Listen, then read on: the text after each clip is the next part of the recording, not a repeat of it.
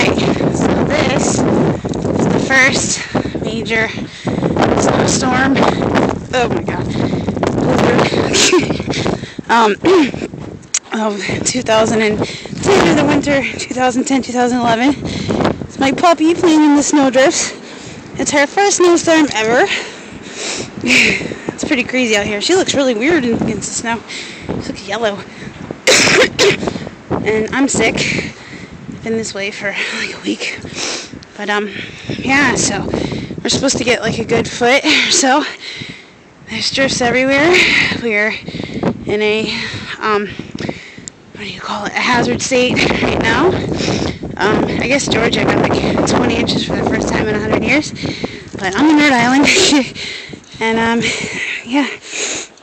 So this is after the show was shoveled, like the snow was shoveled like an hour ago. So okay, well, I don't want to make this too long. It's kind of boring anyways.